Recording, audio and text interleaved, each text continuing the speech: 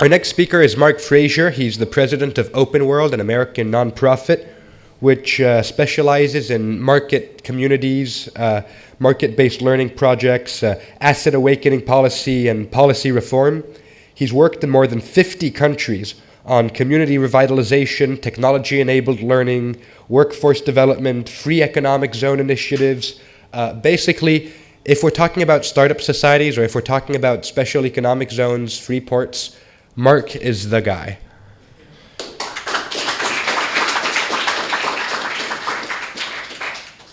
Well, thank you, Thibault, and all here. This journey, my life journey, began when I was essentially your age and interested in the ideas of liberty and how to bring them faster into my life and the lives of others. So in high school, I was publishing a magazine called Thought Magazine, basically as an excuse to get away from the classrooms, independent study.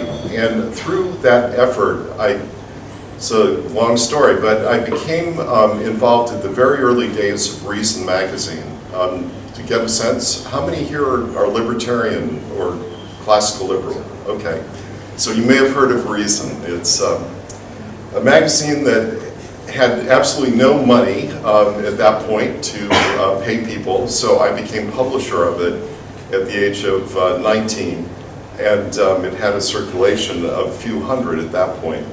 But one of the greatest rewards was going through the newsletters in the home. It was a magazine produced out of the second floor room of Lanny Friedlander, and finding in these files stories about new country projects.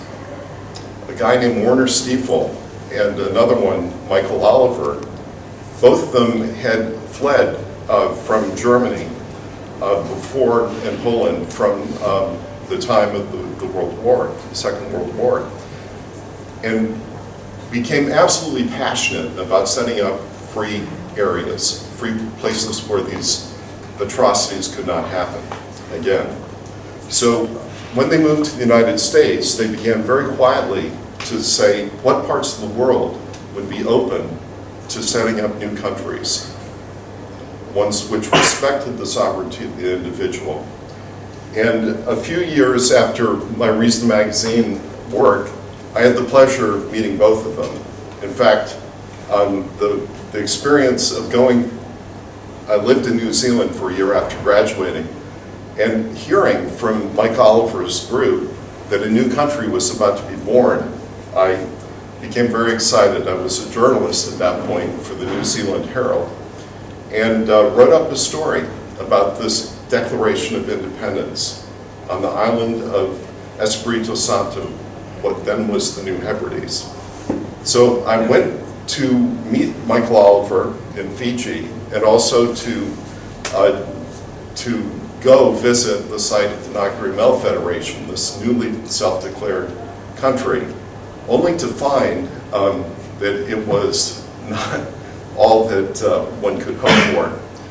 And seeing firsthand how artfully the proclaimed advocates of liberty that were making this new country were able to receive money and actually not come through in the end with a free country, I began to rethink my enthusiasm for free countries being done that way.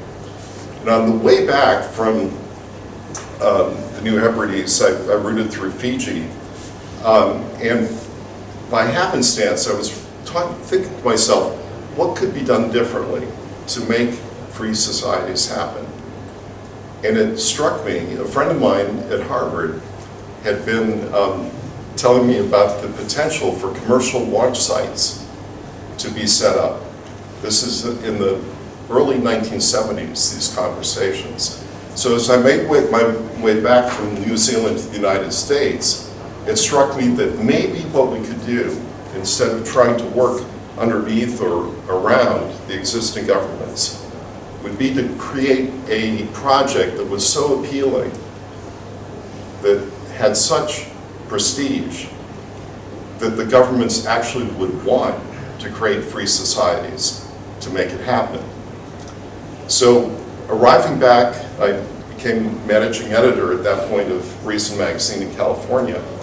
I talked to Bob Poole, one of the co-founders of Reason in its California stage, and said, Bob, why don't we try to put a free port, a competition, to create a free port of at least 200 square kilometers, and do it in a way that whichever country removes taxes, regulations, tariffs, at least as well as Hong Kong, becomes the site for the first commercial launch operations in the world. We called it the Earthport Project. Arthur C. Clarke helped fund it.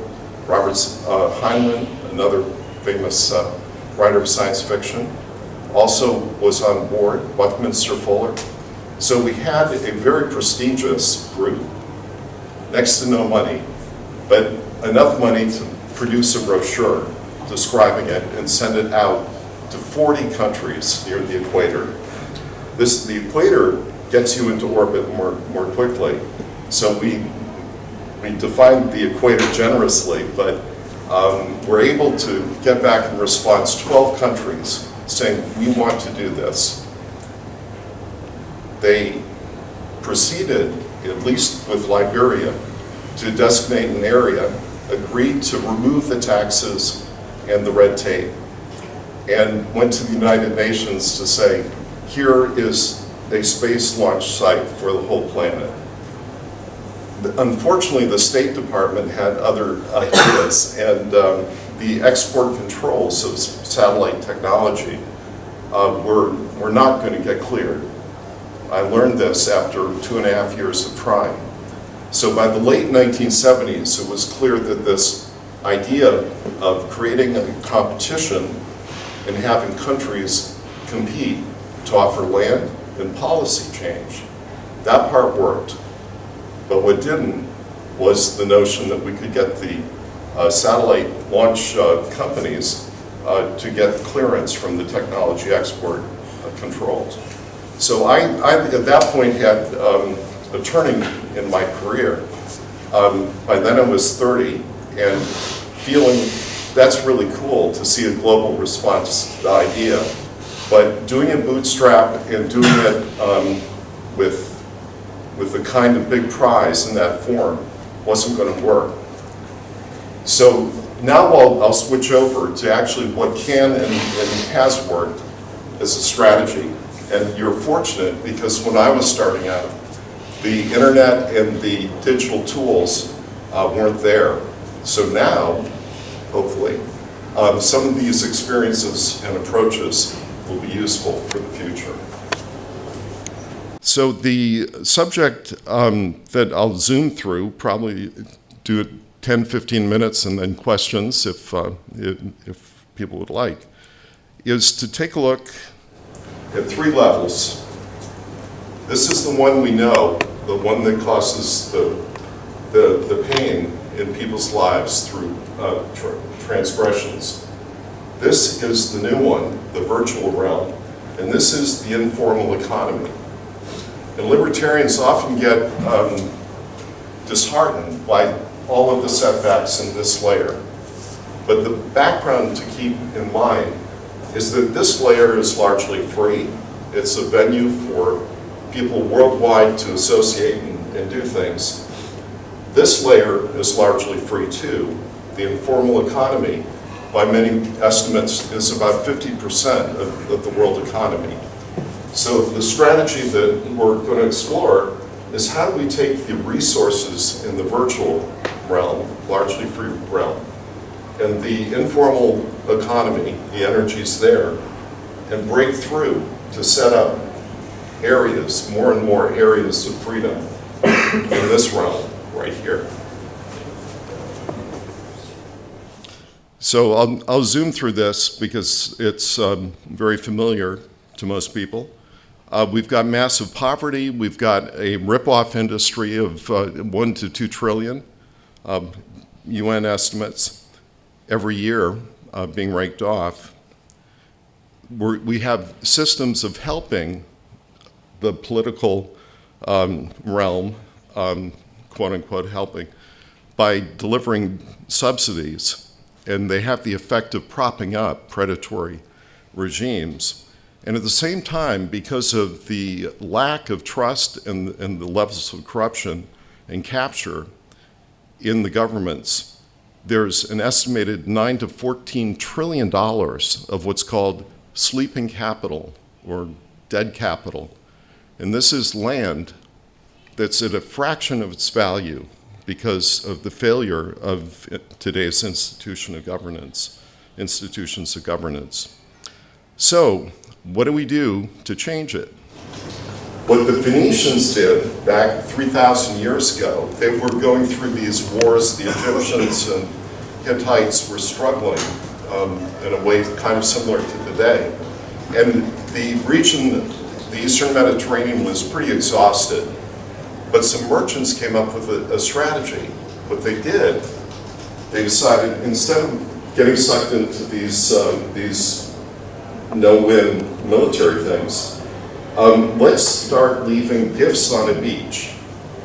And it was really cool. Starting off right here, they began to visit villages that they had no connection to. And they would park offshore at night, row in, and leave something, a gift, on the beach, and then go back to their boat. The next morning, the villagers would wake up and see the ship and discover the present. And at that point, one of two things would happen. Often, the village would take the gift and leave nothing. But in some cases, the villagers would say, that's really kind of neat to have that present there. Let's reciprocate. And they put a gift in turn for the Phoenicians. And that began a process of creating trust across cultures and creating invitations by these villages, these host communities, to set up free zones, free trade areas. So over the course of about 800, 900 years, the Phoenicians were able to set up trade outposts all across the Mediterranean and go trading even further beyond. So this notion of reciprocity, but leading with a gift, is something that created an enduring network of trade. Well, today, in the virtual realm, we have the opportunity to use the internet links to leave gifts on a beach, ones that can reach essentially any area of the world that's racked by conflict or struggling with poverty. And so as the internet reaches the vast majority of the world, we can begin taking the virtual resources and bringing them into people's lives through the cell phones and the Wi-Fi centers that they're able to access. And through this, we'll be able to make some change. So in the virtual realm, we've got three key kinds of goodies. There's the digital gift giving themselves. That is one thing that we can do. There are also opportunities to make micro investments and micro lending. And there are also opportunities to get jobs. So the digital giving is taking the form of people who are doing online volunteering, offering free courses, and giving little micro scholarships and micro stipends to help people around the world. Microfunding, there increasingly is the ability to get investment through various portals.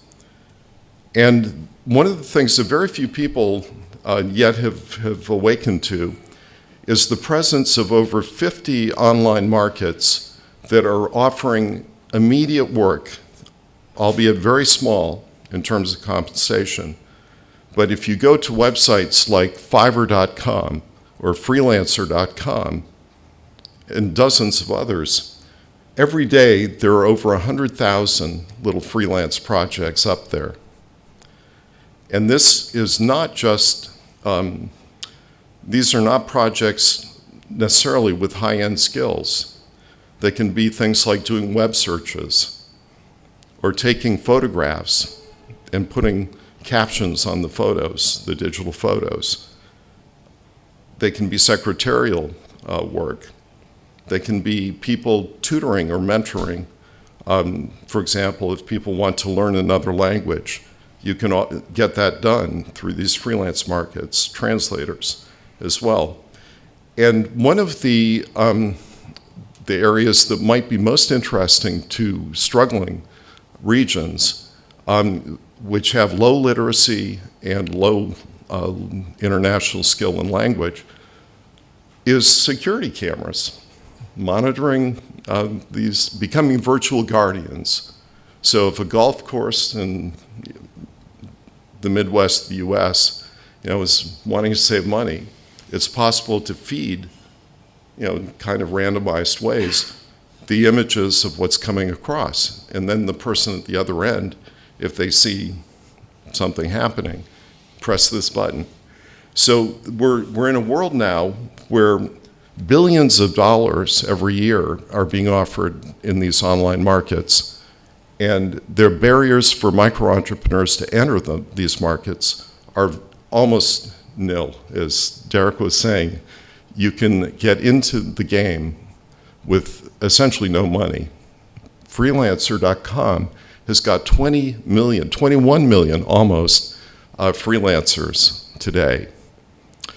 So that's one area. In the informal economy, in the grassroots layer, we're seeing innovation as well.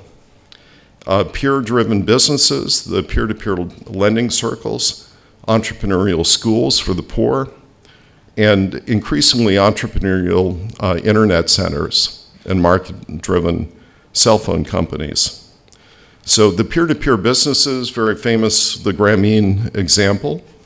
Another one is the entrepreneurial schools. There was a Templeton Foundation study that, with the IFC, found at least 1.5 million entrepreneurial schools in poor areas.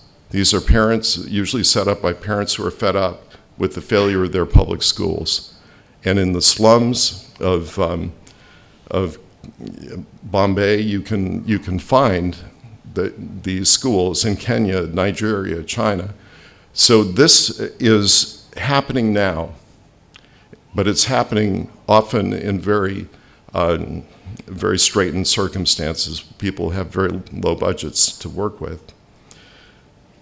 The cell phones and internet links are becoming more and more capable too. In your pocket, you can have e-government apps now to navigate bureaucracy in some cases. You can also make land registry to wake up the value of the trillions of dollars of dormant capital in real estate. The reason that's locked up largely is because of the failures of registry systems, land titling and registry systems.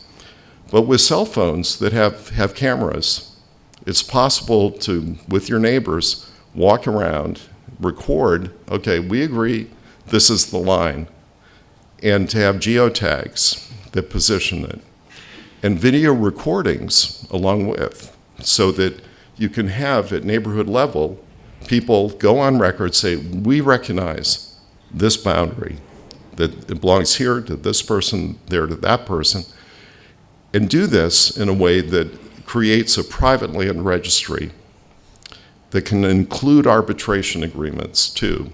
Video recorded, and up it goes to the blockchain. So we've got in people's pockets now 4 billion phones worldwide at least, and many of them with the capabilities to do this kind of thing.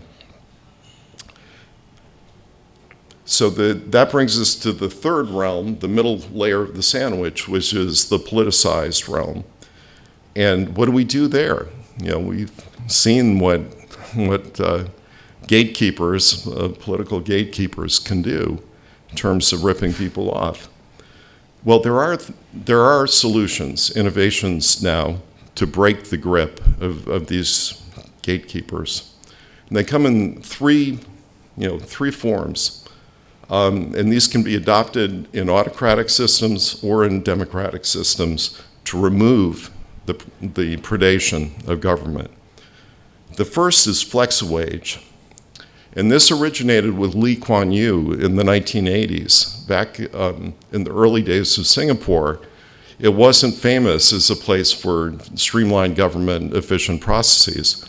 So what did he do? He introduced a reform that said everybody in the civil service, frontline people all the way to the cabinet and the prime minister, would get a bonus each year that was indexed to the growth rate of the Singapore economy.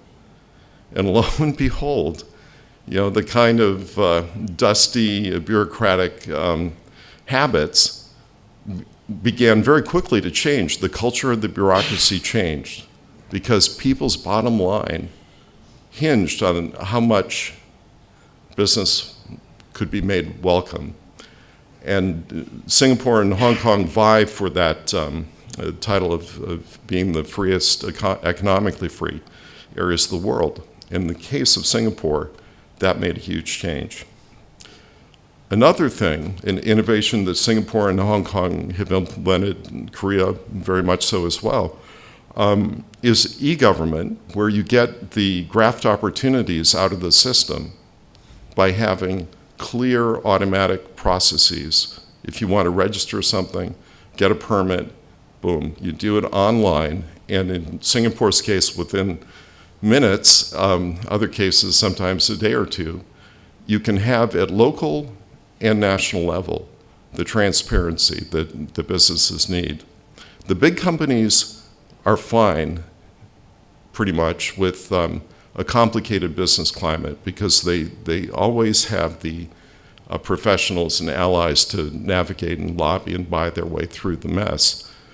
But the startup entrepreneurs, the mid-sized entrepreneurs, are the ones who need this oxygen of transparency, and e-government is a way to ensure that it's there.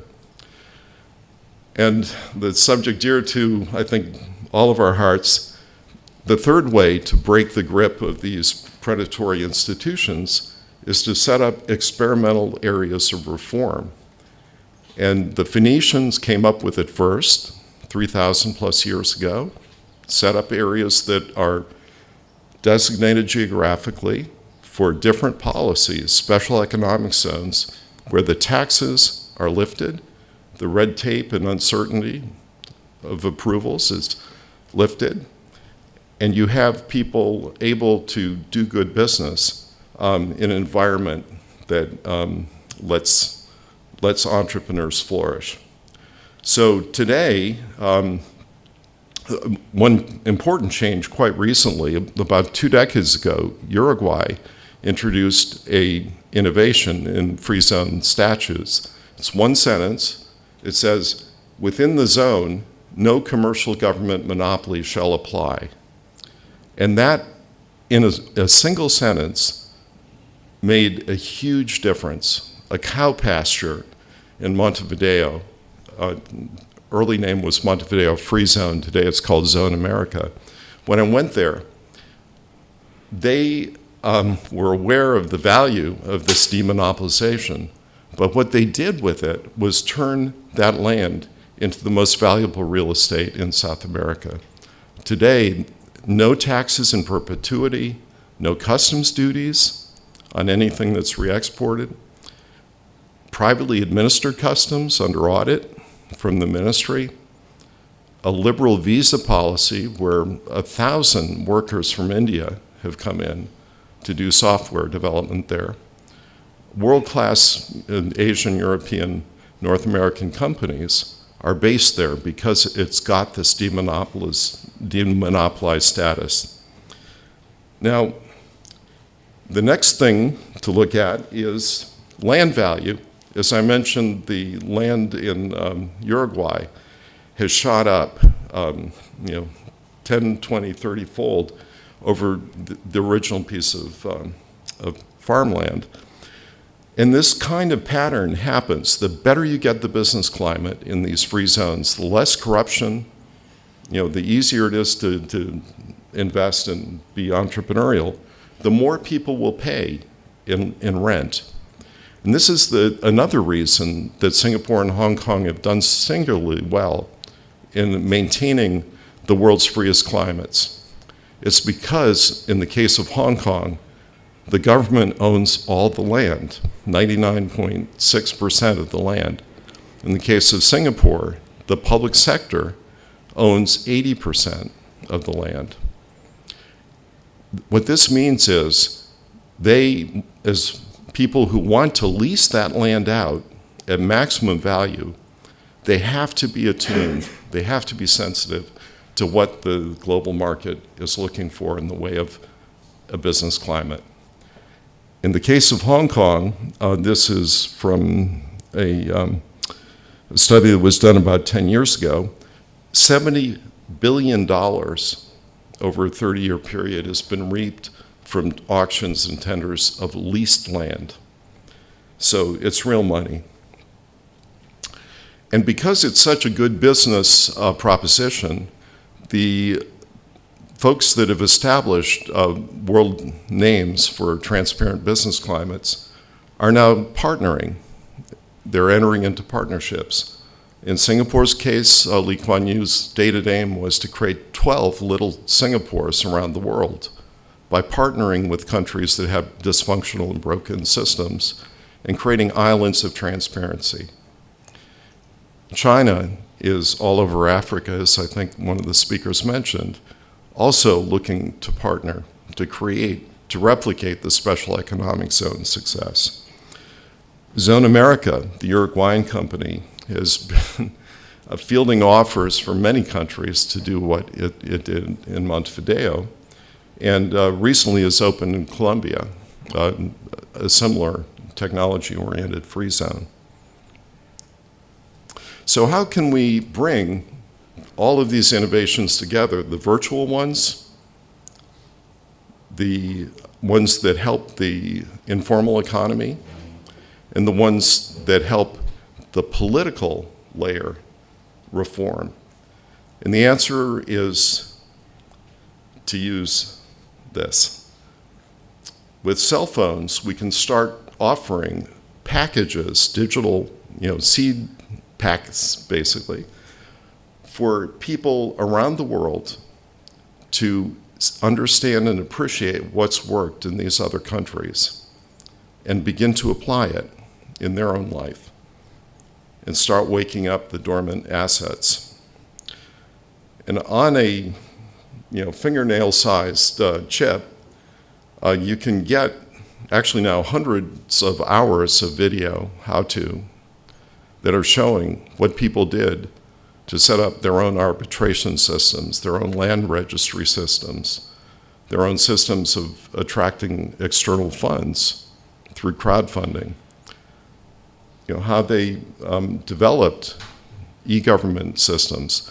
So the stories of market-based successes now can be put on the size of a fingernail and be accessible to people anywhere in the world. So these are the seeds of change. They can also introduce, in these toolkits, they can introduce people not only to the case studies or examples that relate to them, but they can introduce policy reform folks worldwide. No longer rely on the development agencies and the experts carrying briefcases, but rather have the volunteers that would like to help them in free market campuses, the universities, and policy reform institutes, or in communities that have made the reform themselves, offering to share what they know. So through this, people can be introduced to peers who can help them. They can also be introduced to micro projects. For example, this conference and the talks we're seeing here and hearing. If Thibault, you want to go and take the audio and offer the transcription opportunities through Fiverr.com, you'll find hundreds of people ready for $5 or €5, even better for them, to do the transcriptions. For talks that may have been given spontaneously, you can send those. And I've done this. And send those audios to people who would be delighted to create PowerPoint summaries of the highlights. In Sri Lanka, an entrepreneurial school in a war-torn village, we took these things and sent them to students at an entrepreneurial school.